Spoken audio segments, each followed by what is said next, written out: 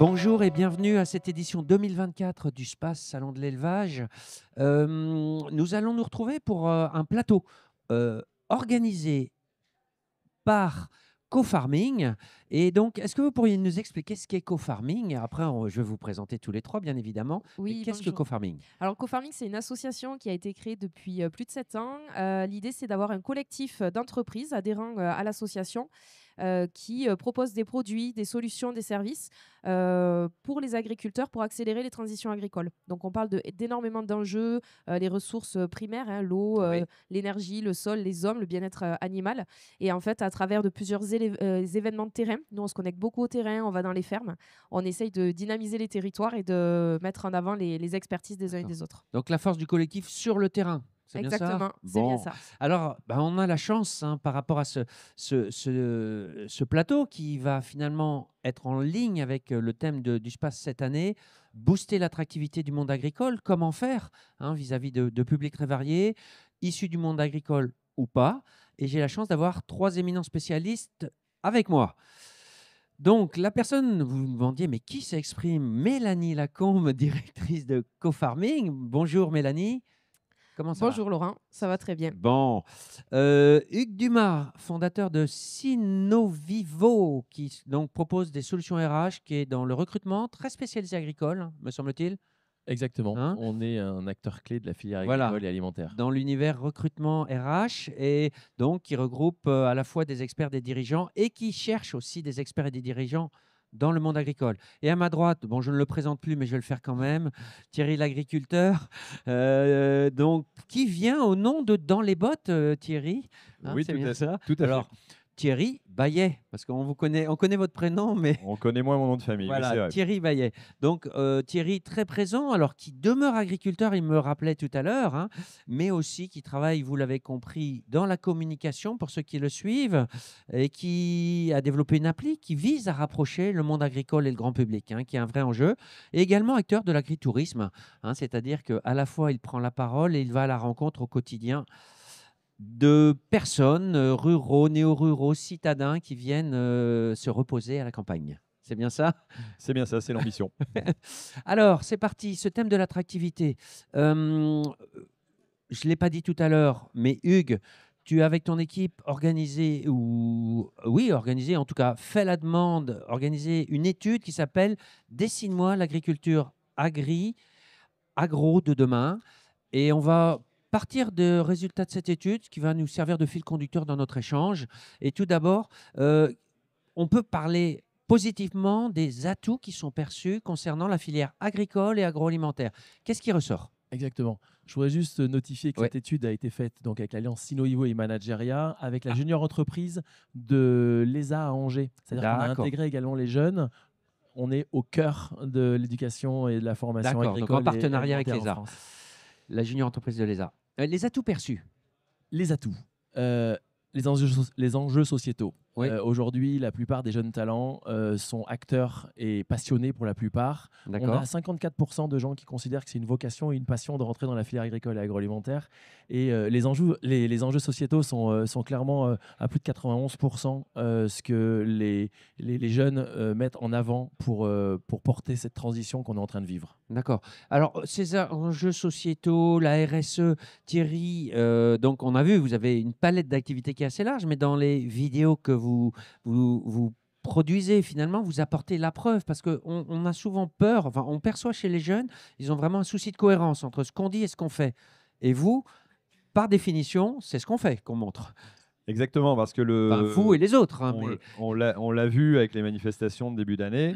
Les résultats, tous les Français quasiment étaient d'accord avec les agriculteurs pour dire voilà, c'est un métier pas forcément évident. Mais en même temps, on ne comprend pas nos pratiques. Voilà, il y a beaucoup de choses qui restent parce qu'on a été secret, parce qu'on n'a pas su le montrer, parce que parfois c'est l'industrie et certaines, j'allais dire, qui ont montré une certaine nostalgie de l'agriculture du passé, et donc on n'a pas vu arriver l'innovation et ces choses-là en agriculture. Et moi, ce que je fais au quotidien, ce que d'autres font aussi sur les réseaux, c'est de montrer tout simplement ce qu'on fait en pratique, et donc c'est de montrer notre réalité voilà, pour un public qui s'intéresse au milieu agricole, qui adore, qui ne comprend pas forcément toutes nos pratiques. Alors, un de vos atouts, c'est quand même la vulgarisation, le concret, le terrain. Et donc, c'est la RSE au quotidien et aussi la démonstration de l'évolution des pratiques. Parce qu'en fait, elles ont énormément évolué. Il y a parfois des stéréotypes, hein, Martine à la ferme, des choses un peu anciennes comme ça.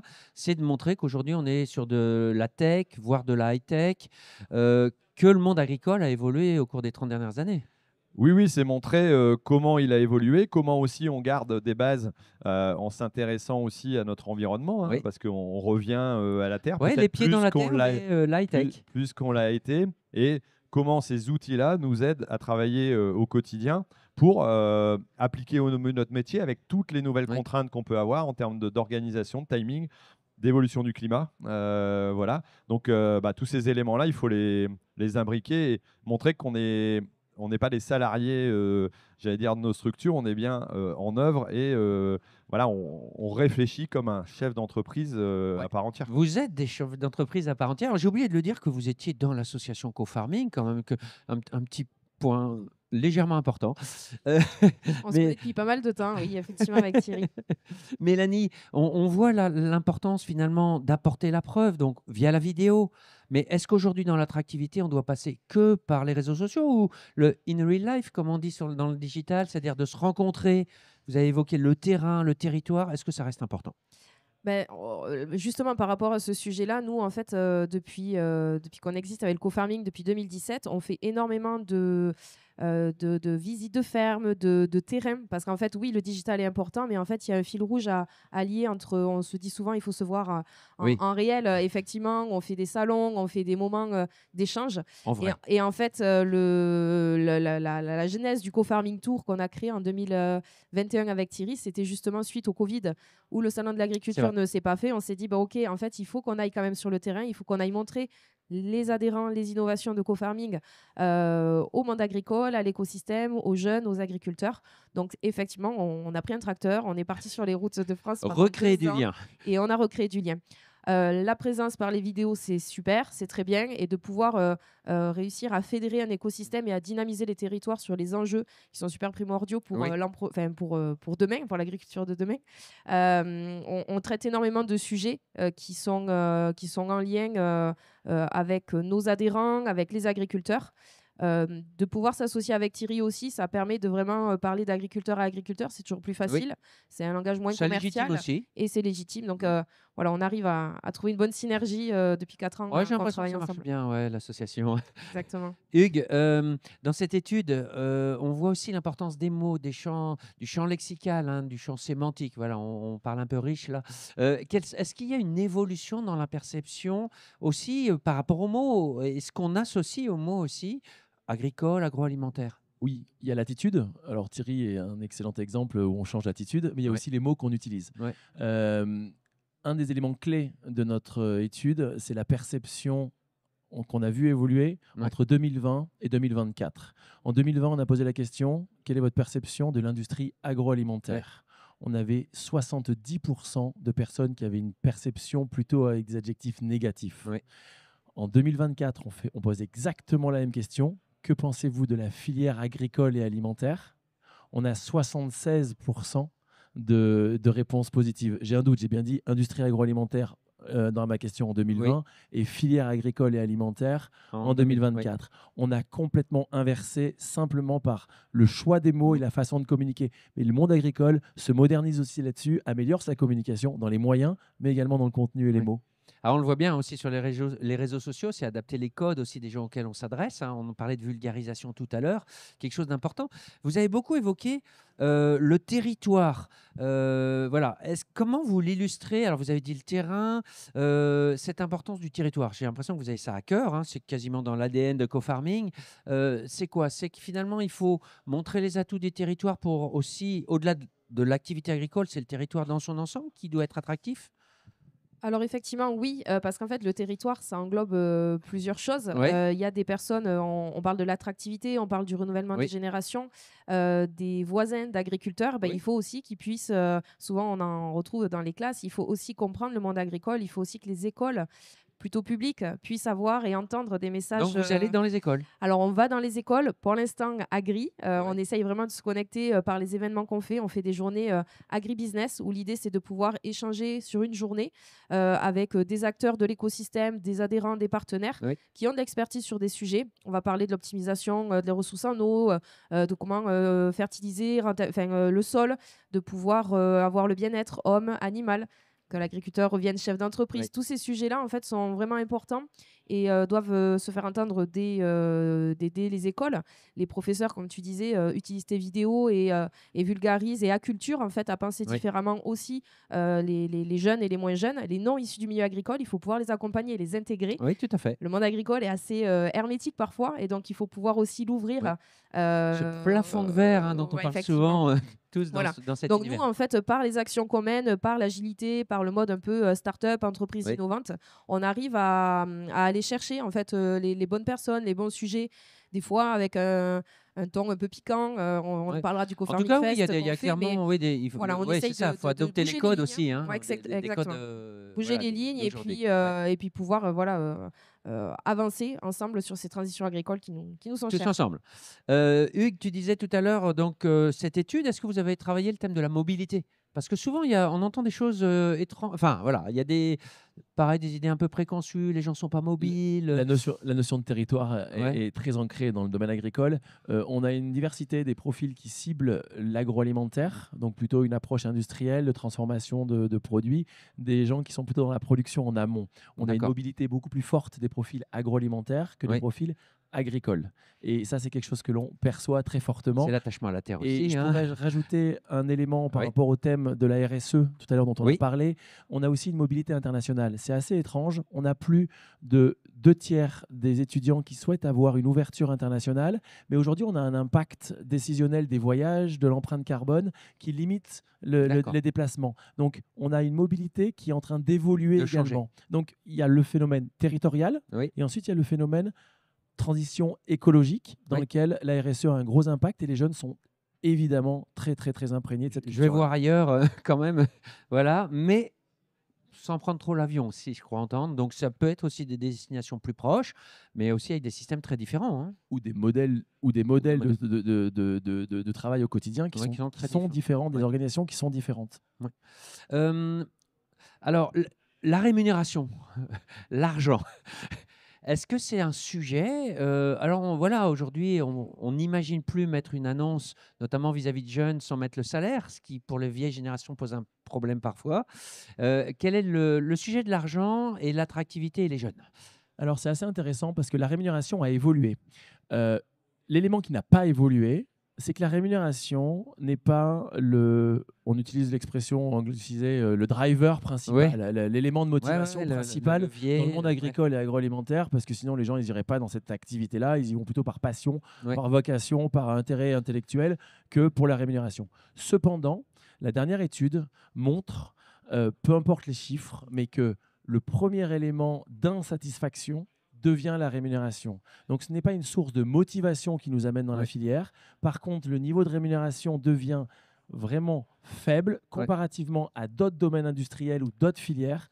Et Par ça, contre, il c'est le un faut. vrai problème parce qu'on a des marges, et je ne rentre pas dans ce débat tout de Ouais. suite de marges et comment elle est répartie dans la Ouais. filière, mais qui ne permettent pas d'avoir des rémunérations à hauteur d'autres industries, et ça devient un phénomène d'insatisfaction. D'accord. Et là, c'est quelque chose qui est nouveau, et c'est un vrai enjeu à trouver, enfin un enjeu pour lequel il faut trouver des solutions. C'est bien de le rappeler parce qu'on parle du sens, hein, recherche du sens et tout, mais pas que. hein. Donc, il y a recherche du sens, mais aussi un salaire considéré comme à hauteur des attentes, avec des fois des discussions sur ce sujet-là. La transparence, c'est aussi une exigence de tout le monde, mais aussi des jeunes générations. Thierry, par définition, le type de communication que tu fais, c'est la transparence. On ouvre les portes, on montre ce qu'on fait. Est-ce qu'on montre aussi les sujets un peu polémiques en disant on va démystifier, on va vous expliquer comment c'est dans la vraie vie? Est-ce qu'il y a ça aussi?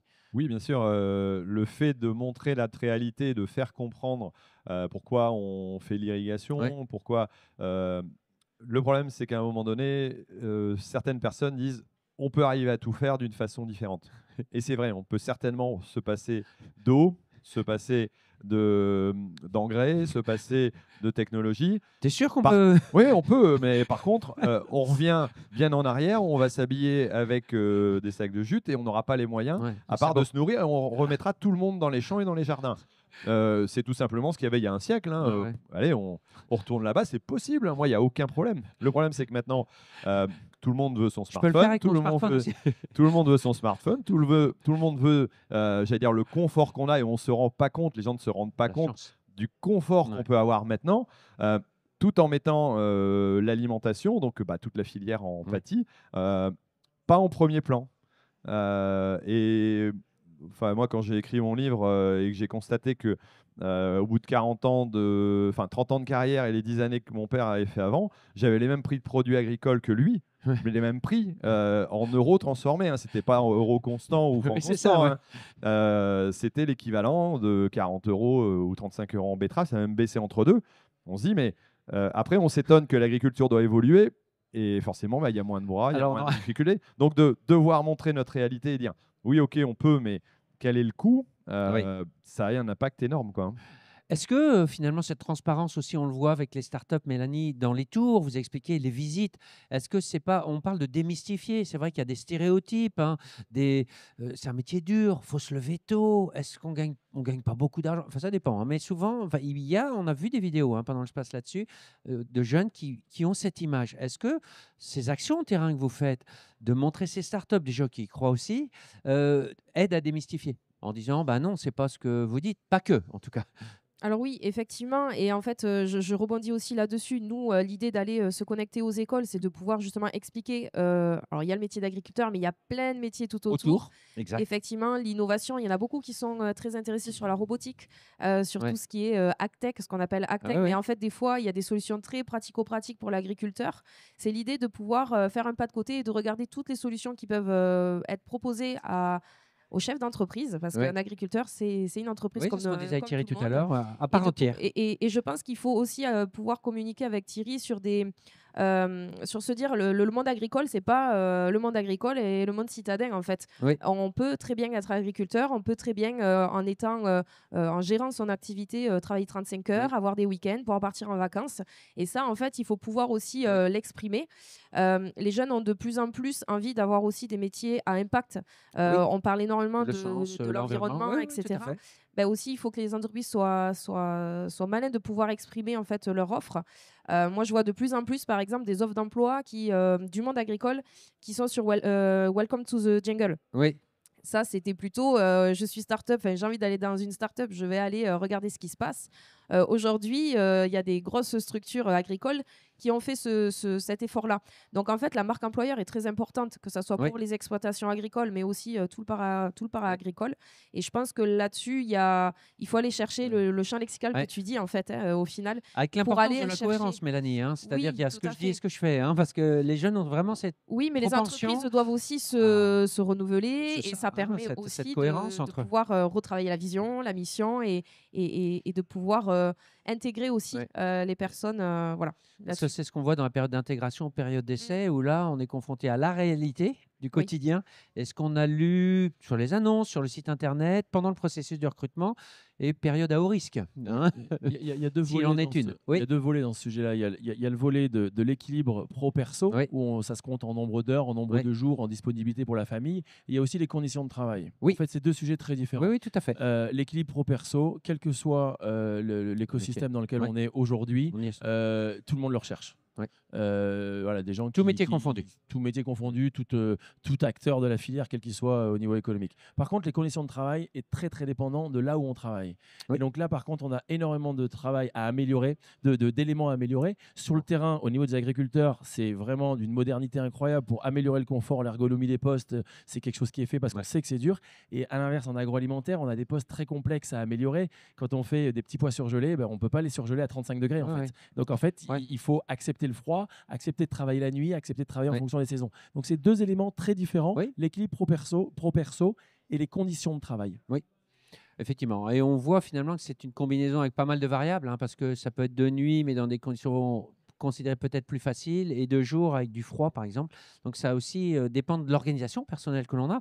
Alors, l'innovation, finalement, Thierry, ça fait quand même longtemps qu'on en fait de l'innovation dans l'agriculture. Est-ce qu'il y a toujours à montrer? Alors, on l'a vu vis-à-vis du secteur agricole, mais aussi du grand public.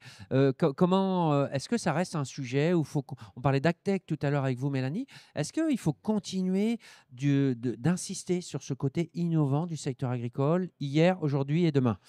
C'est certain dans le sens où moi j'ai encore eu une remarque il n'y a pas très longtemps où une personne que je connais qui n'est pas le monde agricole m'a dit: vous avez la clim dans votre tracteur? Alors Non, pas du je tout. pense que la clim dans une voiture, je sais pas si ça existe encore en option, certainement, hein, mais il y a quand même certainement 95% des véhicules qui ont la clim. Et moi on m'a posé la question, ce sujet-là, quoi. Comme quoi, il y a encore des gens qui pensent qu'on est au Moyen-Âge. Et voilà, donc ce côté. Faut le répéter, quoi. Rien que ce sujet-là, il faut continuer à le répéter, le montrer. Alors après, il y a toujours le regard. Moi, il y a des gens qui me disent ah, mais vous voyez pas, de toute façon, les agriculteurs sont riches, vous voyez pas les tracteurs que vous avez.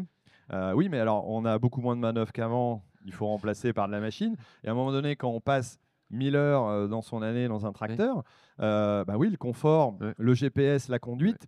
Demandez au transporteur, au chauffeur routier si la cabine du camion elle est pas importante. Hein. Exactement, on est exactement la même chose. Le problème, c'est que chacun voit son métier et ne voit pas celui de l'autre et ne comprend pas son fonctionnement. C'est pas que dans l'agriculture, je pense. Hein. Nous-mêmes, on voit, on a une image certainement d'autres métiers qui n'est pas réelle.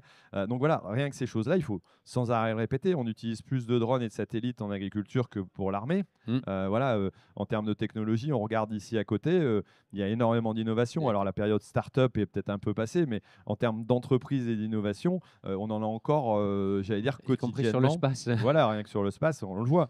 Et c'est important de le montrer, de faire comprendre à quoi ça sert, quel est l'intérêt, le gain de temps, le gain d'efficacité, le gain de, je vais dire, la réponse aux problématiques qu'on a. Sur l'évolution, voilà, de nos métiers. Ouais. Est-ce que c'est un sujet qui ressort, Hugues, dans aussi la perception? Est-ce que les gens sont intéressés par ça? Est-ce qu'ils réalisent, même dans les étudiants que vous avez interrogés? On parle d'attractivité du monde agricole et de l'agroalimentaire dans son sens large au niveau de la filière. Chez les jeunes, c'est 87% qui considèrent que s'inscrire dans cette filière, c'est s'inscrire dans une filière innovante. Et c'est quelque chose qui est prégnant partout. Je voudrais mettre en avant un collectif qui s'appelle La Ferme Digitale également. La Ferme Digitale, dans lequel Sinoivo et Manageria sont son partenaire, mais au même titre que le co-farming, on fait tous partie de cet écosystème. S'il y avait autant de modernité et d'innovation dans tous les secteurs d'activité que l'on connaît et que l'on côtoie, il y a énormément de problèmes que l'on n'aurait pas. En fait, on est porteur d'un nombre d'innovations, de modernité, de dynamique, d'association, de collaboration, d'entente d'entre tous les acteurs de cet écosystème, d'une modernité incroyable. Et quand on discute avec Thierry de son tracteur, de sa clim, de son GPS, qu'on sait que Airbus, que Thales, que tous ces secteurs d'activité-là sont d'une modernité incroyable que l'on voit à travers l'armée ou l'informatique, mais en fait, peut-être que les premiers utilisateurs, c'est le monde agricole, tellement ils sont innovants et modernes. Ça peut attirer d'autres profils, des profils qui sont intéressés par la techno, au sens large, pas ag-tech, mais tech. Exactement. Oui, et j'arrêterai là-dessus. Le tech, c'est très bien, mais il y a des codes agricoles avec des notions de valeur humaine, avec des notions de proximité terrain qui sont indissociables de la performance. Et donc, l'ag-tech, il est très important. Oui. On voit d'ailleurs un concours. Alors là, on fait le lien avec un concours justement de jeunes étudiants, enfin d'étudiants, qui associe des lycées agricoles et des formations informatiques où les élèves agriculteurs définissent le besoin, la problématique, développement par l'équipe informatique, validation d'usage par les étudiants. Voilà. Pour aussi ne pas inventer une technologie un peu hors sol ou désincarnée. Mélanie, comment est-ce qu'on peut l'avoir, cette innovation? Est-ce que, moi, voilà, vous m'avez donné envie et tout, et je dis, co-farming, c'est quoi la prochaine échéance pour voir tout ça? Eh bien, l'attractivité, on en parle. On va faire un événement qui s'appelle le Co-Farming Fest. Ça va être la 5e édition. Donc, on est un peu rodé sur ces éditions que l'on fait. C'est une journée le 21 janvier 2025 à Paris où on va parler de devenir paysan. Co-Farming Fest. Co-Farming Fest. Et donc, notre sujet sera devenir paysan, rêve ou cauchemar. Donc, on va pouvoir parler justement en étant un peu piquant. Ça, c'est un peu nos codes sur cette journée-là. où on va réunir plus de 200 personnes sur une journée pour parler justement de l'attractivité des personnes, l'attractivité aussi des territoires et comment par les moyens qu'on peut mettre en place, par l'IA, on en parlait tout à l'heure, par l'agrivoltaïsme ou par tous ces sujets, ces produits, ces services qui peuvent être attirants aussi pour les jeunes et les moins jeunes, de pouvoir venir et avoir envie de travailler dans le monde agricole qui est un beau milieu. Moi, ça fait plus de 10 ans que j'y suis et voilà. Save the Date, 25 janvier, Paris. Paris, Comment on au s'inscrit? Pan Piper. On s'inscrit depuis le site CoFarming.